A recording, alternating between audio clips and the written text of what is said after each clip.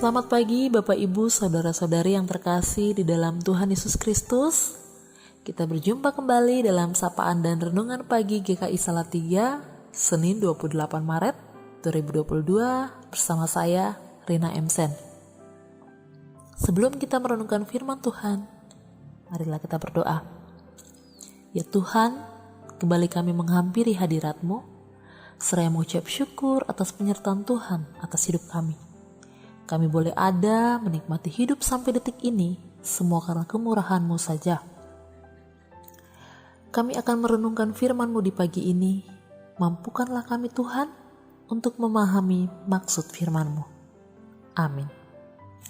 Tema renungan pagi ini yaitu dipanggil untuk menderita bagi Kristus. Dalam bacaan 1 Petrus 2 ayatnya yang ke-21, sebab untuk itulah kamu dipanggil, karena Kristus pun telah menderita untuk kamu, dan telah meninggalkan teladan bagimu, supaya kamu mengikuti jejaknya. Bapak, Ibu, Saudara-saudari yang terkasih di dalam Tuhan, bagaimana sikap kita mengalami penderitaan? Apa kita senang mengalami penderitaan? Atau kita merasakan penderitaan itu sebagai nasib buruk atau malang? Atau kita masa bodoh terhadap penderitaan itu?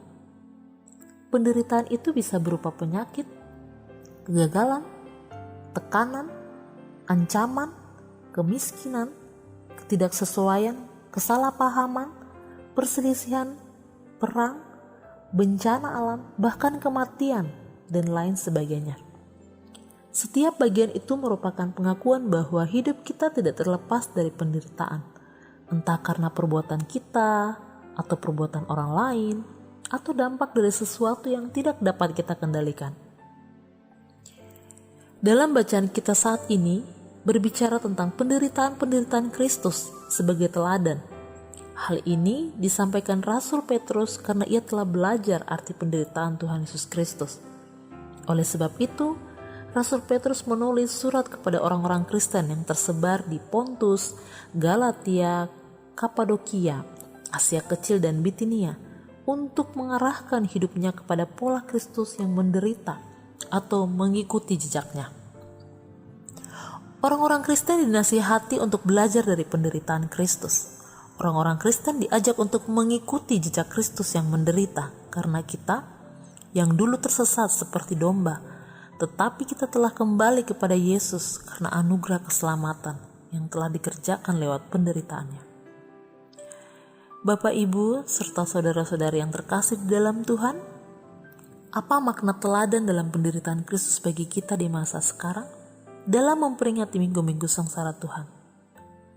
Ketika kita memutuskan untuk mengikuti Kristus menjadi orang Kristen, konsekuensinya adalah kita juga akan mengalami penderitaan. Hal itu selaras dengan perkataan Kristus dalam Matius 16 ayat 24. Setiap orang yang mau mengikuti aku, ia harus menyangkal dirinya, memikul salibnya dan mengikuti aku. Salib itu adalah lambang penderitaan yang akan dipikul oleh setiap orang percaya, dan masing-masing orang Kristen dipanggil untuk memikul salibnya, menyangkal diri dan mengikuti Yesus. Penderitaan Kristus bukan penderitaan yang sia-sia atau dibuat-buat. Ia menderita sengsara untuk menyelamatkan manusia.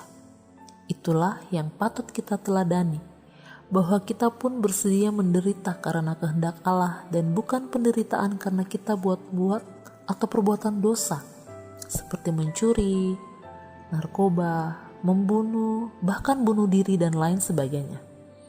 Sebab itu bukan kehendak Allah. Yesus tidak menderita karena berbuat dosa, tetapi karena kebenaran. Dan ketika penderitaan datang, ia taat dan setia sampai mati di kayu salib. Jika kita harus menderita karena kebenaran, maka marilah kita menanggungnya dengan taat dan setia, tetapi mengasihi meskipun dibenci, tetap melayani meskipun dikritik, tetap setia meskipun disakiti, tetap bermurah hati, tidak menendam, dan melakukan kebaikan serta kasih. Bapak, Ibu, Saudara-saudari yang terkasih di dalam Tuhan, ketika kita mengalami penderitaan karena kebenaran, kita tidak boleh putus asa dan menyerah terhadap penderitaan itu.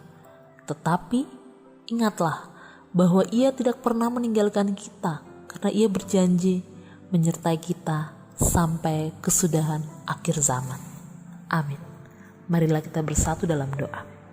Ya Tuhan, kami mengucap syukur dan berterima kasih untuk firman-Mu bagi kami saat ini, di pagi hari ini.